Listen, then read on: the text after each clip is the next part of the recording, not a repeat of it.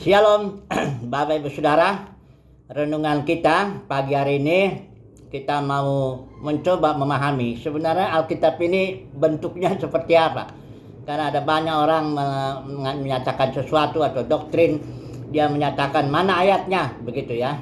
Nah, pertanyaan itu membuktikan bahwa seseorang itu kurang paham bahwa Alkitab itu tidak bisa membuktikan sesuatu dengan cara comot-comot ayat, walaupun konteksnya misalnya benar, tapi kalau ini karena Alkitab itu adalah suatu cerita yang panjang, yang berbabak-babak ya, dari Kejadian sampai Wahyu itu cerita semuanya itu. Cerita itu outline-nya atau garis besarnya itu cerita Alkitab, yaitu bagaimana Bapa di sorga, rencana Bapa yang berjaman-jaman, berbabak-babak ya. Kalau orang bilang kadang-kadang berdispensasi, bagaimana rencana Bapa itu untuk menegakkan kerajaan anaknya di muka bumi ini, ya, melalui dan di dalam umat pilihannya, agar kerajaan yang di bumi ini menaklukkan segala sesuatu, dan pada gilirannya Bapa menjadi semua dalam semua. Itu cerita dari Kejadian sampai Wahyu. Jadi orang kalau ingin tahu satu dua ayat atau perikop, dia harus tahu ceritanya juga. Kayak saudara kalau nonton sinetron, misalnya ada, katakanlah sinetron ini 66 episode. Ini kan Alkitabnya ada 66 bukunya. Nah, itu harus dibaca. Jangan misalnya di episode 40 dia dengar, dia nonton itu, terus dia ngomong mengenai ceritanya begini, dia membangun suatu konsep begini. Bisa keliru kalau dia nggak dengar ceritanya dari awal, dari episode 1 sampai episode 66. Nah, ini yang persoalannya. Saya beri contoh ya, kekeliruan yang menyebabkan dalam dunia kekristenan ini ada doktrin-doktrin yang aneh misalnya. Contohnya yang neraka kekal.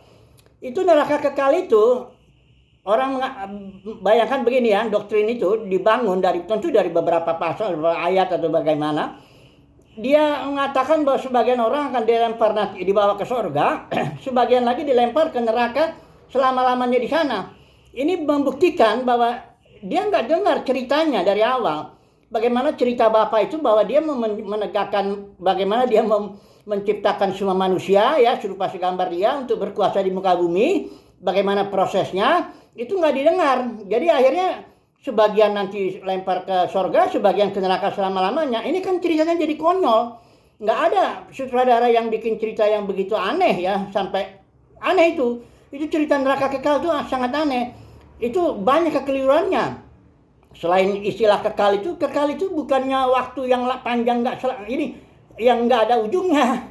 Cerita di Alkitab itu cerita dalam dimensi waktu. Dia nggak bicara banyak tentang kekal. Bahkan kekal kita nggak tahu. Kekal itu dimensinya Elohim, dan tidak seorang pun yang melihat dia. Dia diam dalam terang yang tak terhampiri. Tidak ada orang yang bisa mengerti itu. Kita belum ngerti kekekalan. Dan Alkitab ini bukan cerita di dalam kekekalan. Alkitab ini cerita karya Bapa di sorga yang masuk ke dalam waktu, di dalam dimensi waktu, ya. Nanti ada saatnya waktu itu habis. Waktu itu selalu ada awalnya. Di Kejadian itu ada awalnya, diciptakan pengatur waktu, matahari, bulan. Nanti di kitab Wahyu habis, nggak ada lagi matahari, bulan, udah jadi Tuhan. Itulah kita masuk dalam malam kekekalan. Nanti tunggu dulu, ceritanya habis dulu. Nah, ini makanya sekali lagi saya katakan, kalau orang nggak dengar ceritanya dari awal sampai akhir, cerita Alkitab ini, pasti akan ada doktrin aneh. Contohnya lagi, iblis itu. Katanya malaikat baik, Lucifer. Tadinya dia baik, tiba-tiba dia jatuh, ya, dari jahat dan sebagainya. Ini membuktikan cerita itu orang nggak tahu dari awal. Dari awal tuh udah ada kok si Lucifer itu, dalam arti Kejadian 3 itu, ayat 1 itu ular yang dijadikan oleh Tuhan. Dan di kitab Wahyu ada juga ular yang dalam simbolnya menjadi naga, karena sudah banyak makan orang itu jadi besar dia, ya. Jadi ceritanya kalau dilihat dari awal sampai akhir, nggak mungkin lah timbul doktrin-doktrin aneh seperti neraka kekal, ya, doktrin Lucifer jatuh dari malaikat baik jadi jahat, ya. Itu nggak akan ada, ya. Bahkan orang bertanya begini, keselamatan bisa hilang atau enggak? Itu nggak akan ada cerita itu, pertanyaan itu. Karena kalau orang tahu ceritanya dari awal sampai akhir, nggak akan mungkin bertanya begitu. Keselamatan saya bisa hilang nggak? Nggak mungkin dia bertanya begitu, ya. Nah, ini jadi kembali, saya udah mencoba ya, membuat suatu studi kristalisasi namanya, 5 tahun itu saya kerjakan dari Kejadian sampai Wahyu, mencoba memahami tema-tema utama yang muncul dalam setiap kitab dari Kejadian sampai Wahyu, ya. dilihat dulu ceritanya sebelum kita membangun suatu konsep, suatu pemahaman ya. Ceritanya dari awal sampai akhir dulu. Makanya ada satu pengkhotbah, maaf ya, saya nggak sebut namanya lah, karena di YouTube sudah banyak dikomentari juga itu. Dia bilang ini, saya tertekan kalau ini pengkhotbah pastor wanita ini. Ya saya tertekan kalau disuruh baca Alkitab dari program baca Alkitab Kejadian Wahyu katanya. Jadi maksudnya Alkitab itu bukan untuk dibaca begitu, dia untuk direnungkan, dilakukan. Memang benar Alkitab untuk direnungkan, dilakukan, dipraktekkan. Tapi bukan berarti nggak dibaca. Bagaimana kalau orang nggak baca ceritanya dari awal sampai akhir, terus mau ngomong. Nah makanya di mimbar-mimbar banyak orang hanya ngomong ya kayak semacam motivasi aja ya, karena cuma 1-2 ayat ngomong. Tapi ceritanya itu bagaimana rencana Bapa yang berzaman-zaman itu, zaman Adam, zaman Nuh, zaman Abraham, zaman Musa, zaman gereja pemenang, zaman kerajaan 1000 tahun, dan zaman langit bumi baru, itu mesti ada ceritanya ya. Saya jujur aja ya, 60 tahun pun orang mempelajari Alkitab ini ya, belum tentu dia memahami banyak, Bapak Saudara. Ini Alkitab buku yang terlalu luar biasa, sangat luar biasa. Cerita Yesus, perbuatan Yesus saja, Rasul Yohanes bilang di bagian terakhir itu, seandainya lah perbuatan Yesus itu ditulis lah ini, seluruh dunia ini nggak bisa menampung kitab-kitab yang mesti menulis perbuatan Yesus. Itu baru perbuatan Yesus. Bagaimana perbuatan Bapa di sorga yang dari awal sampai akhir dia itu. Dia adalah Alfa dan Omega. Jadi artinya beginilah ya. Mari kita melihatlah ya. Kita bersyukur ada Alkitab ini sudah diperas, ini 66 kitab. Tolonglah kita pelajarilah baik-baik ya sebelum ngoceh, sebelum ngomong ya. Makanya di Yakobus bilang jangan banyak orang di antara kamu mau jadi guru, karena jadi guru itu nanti penghakiman lebih berat ya. Kita semua akan menghadap pengadilan Kristus ya. Masing-masing akan tanggung jawab, kalau terutama para guru dulu nih, guru-guru Alkitab nih, maju ke depan ya.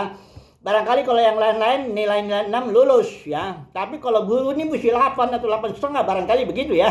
Baru bisa dinyatakan lulus, masuk dalam kerajaan 1000 tahun untuk memerintah bersama Yesus. Jadi, tapi kalau memang karunia kita ini dipanggil, ya kan kasih karunia juga. Kalau karunia kita dipanggil untuk mengajar Alkitab, baiklah kita baca baik-baiklah Alkitab itu. Dari Kejadian Wahyu, sediakan waktu. Nggak mungkin kalau orang mau ngajar Alkitab, nggak nyediain waktu itu nggak mungkin. Alkitab ini, aduh, luar biasa lah ya. Luar biasa lah. Saya sudah belajar sekitar 46 tahun. Belajar Alkitab ya. Beda saudara ya, belajar Alkitab dengan belajar teologi. Biasanya dalam kelas-kelas teologi itu saya selalu pembukanya saya ajarin tuh bedanya belajar Alkitab dengan belajar teologi, beda itu ya. Jadi mari saudara kita dengan rendah hati belajarlah terus ya, belajar, karena Yesus bilang sesat itu artinya apa? Yesus bilang sesat kalau kamu nggak kenal kitab suci dan kamu nggak mengalami kuasa Tuhan. Jadi kalau hanya mengalami kuasa Tuhan aja, pembaharuan ya, seger-seger ya, diurapi, diberkati gitu, tapi nggak kenal kitab suci, itu sesat. Atau sebaliknya, cuma mengenal kitab suci, nggak mengalami pembaharuan dalam batin, itu juga sesat.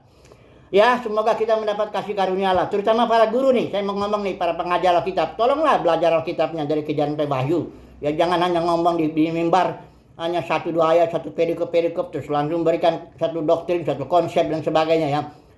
Karena kita semua akan menghadap tata pengadilan Kristus. Dan para guru akan dihakimi dengan ukuran yang lebih berat. Haleluya, amin.